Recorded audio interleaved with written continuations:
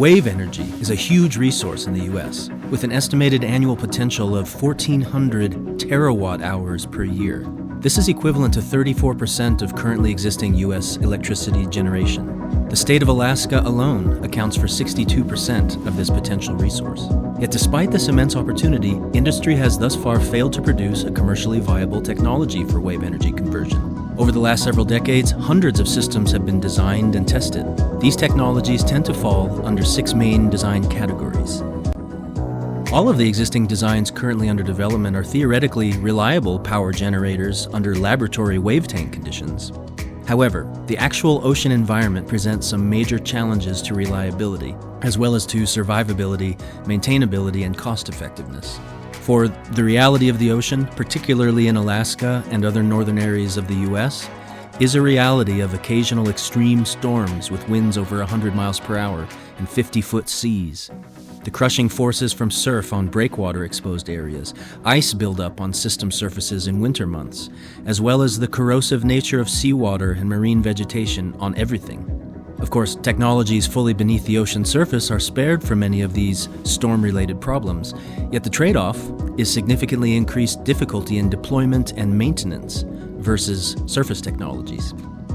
Ray Wadsworth, the principal of Kodiak Marine Construction, is an Alaskan sea captain and commercial fishing vessel builder with over 50 years of experience. He has designed a unique new vessel that marries the practical survivability, ease of use, and maintainability features of a modern commercial Alaskan fishing boat with a novel attenuator-type wave energy conversion system. The design is a 120-foot-long wide-stance pontoon vessel with a bridgework connecting the 2 pontoons that is 16 feet above the waterline. All quarters and equipment are housed atop this bridgework. The vessel is to be anchored and pointed into the waves, and those waves passing between the 2 pontoons act upon 2 free-hanging hinged arms with flotation at their endpoints. The torque of these arm movements drives double-action hydraulic pumps, and the hydraulics then turn electrical generators. Our design calculations indicate up to 600 gallons per minute of hydraulic volume, stabilized by pressure accumulators, which should produce 400 kilowatts of electrical energy.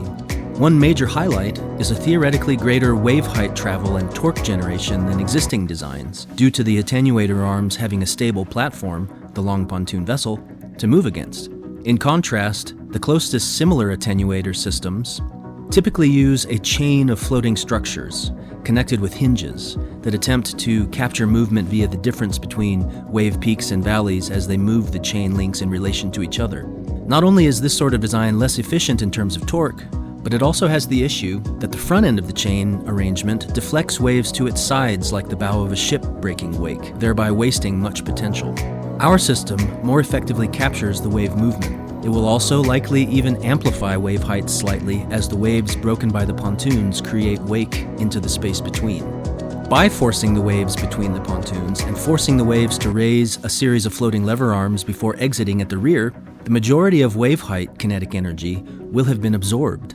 This means that the waves exiting the vessel will have been greatly diminished. It follows that connecting multiple such vessels together, side by side, would create a floating breakwater system that also doubles as a large wave energy converter.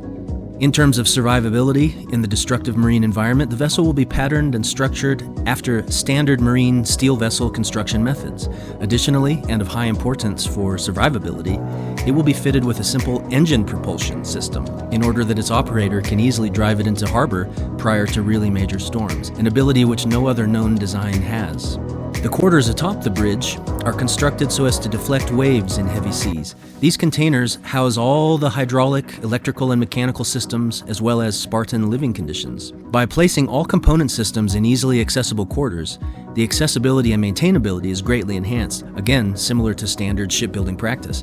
Maintenance is also made easier than other designs because the vessel can easily be unanchored and driven into a typical shipyard for haul-out. All other known designs require either maintenance fully at sea, costly at-sea haul-out from submerged locations, or towing. One major issue facing rural communities in Alaska is the difficulty and high cost of electrical energy. Heating oil and diesel generator oil prices to remote areas are so high, people who have lived in these communities for generations are being forced to move. This is devastating to the younger generations who often find it difficult to cope with life in the city environment. Fish processing companies struggle with extremely high overhead costs. Fishing vessel operators have nothing left to pay crew after the fuel bill is paid. Many of the remote locations have no real electrical grid to tie into. Our new vessel design provides a whole new, potentially independently owned industry. Entrepreneurs, even local utility companies, could create energy for local consumption without shipping in diesel fuel or drilling for oil wells. Proliferation in the development of these systems would increase the energy security of local communities, as well as that of the United States.